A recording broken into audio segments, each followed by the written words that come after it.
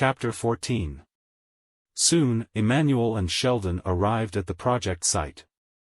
The project site was originally an abandoned factory. Terrence Group bought the land and wanted to build a large-scale, strategic warehouse.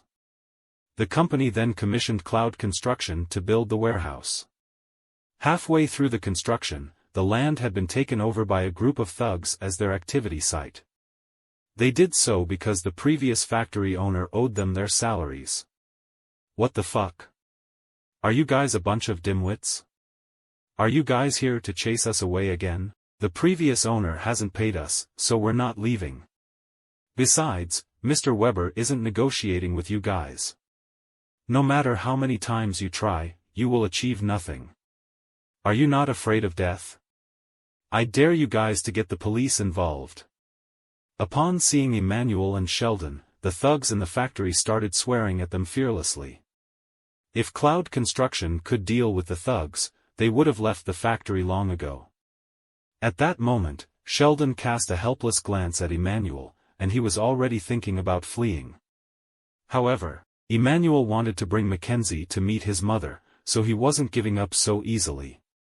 Get your boss to meet me now. Otherwise, I won't show any of you mercy. Emmanuel threatened the thugs with a determined look in his eyes. I know how to deal with these thugs. If I were to go soft on them, they would just keep pushing me around. The only way to deal with them is to do it the hard way. True enough, the thugs immediately stopped swearing, and some were even so flabbergasted that they dropped their cigarettes onto the ground. Wow! This man is a badass. The thugs had been there for a long time and had never seen someone as bold as Emmanuel. There are only two of us here. How dare he talk like that? Sheldon was shivering in fear. Is Emmanuel a fool? Is he going to fight these thugs for money? Right then, Melanie, in an MPV owned by Cloud Construction, arrived at the entrance of the factory. She had gone there specifically to watch Emmanuel die because she couldn't swallow her anger. In her pair of stylish sunglasses, she was smiling and waiting for the show to begin. Emmanuel couldn't care less about why she was there. Nevertheless, he was glad she showed up. Melanie. Bring the legal documents here.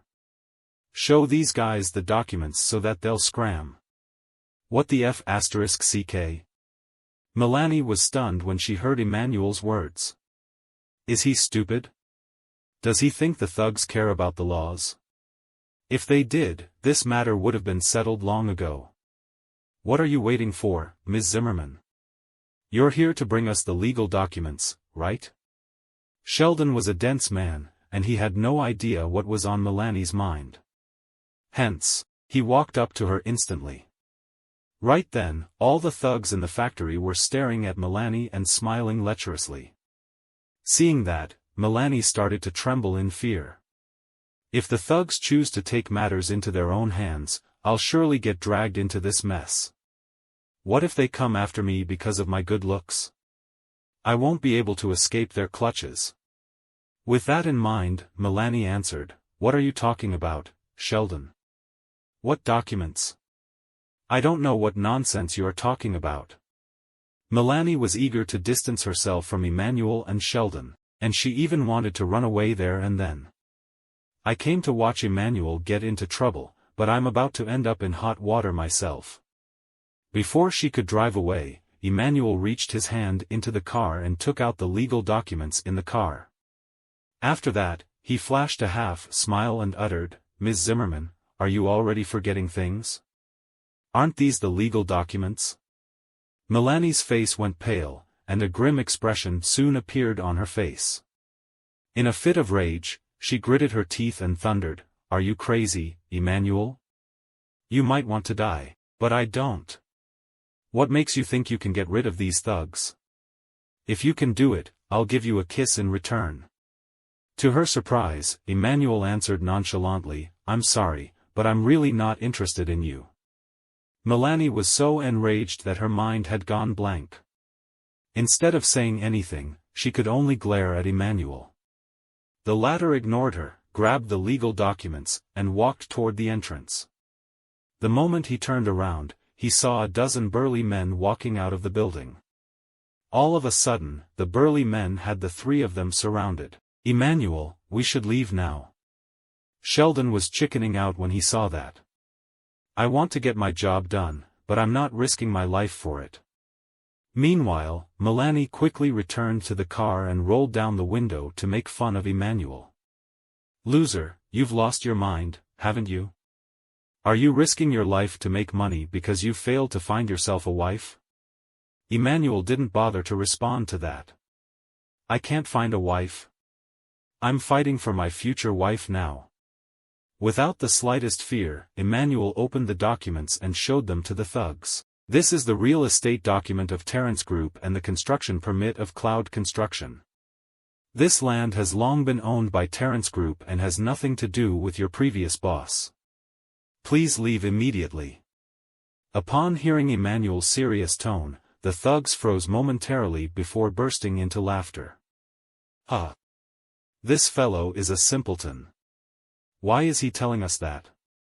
Cut the crap. Let's finish him." The group of thugs clenched their fists and got ready to fight. Sheldon was so frightened that his knees had gone weak. "I'm just an office worker. I have never even been in a fight." On the other hand, Melanie locked her car doors from the inside, and she was ready to drive off at any time.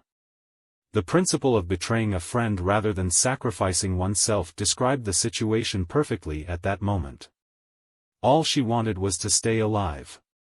Emmanuel wasn't afraid, though. He was in the army for 7 years.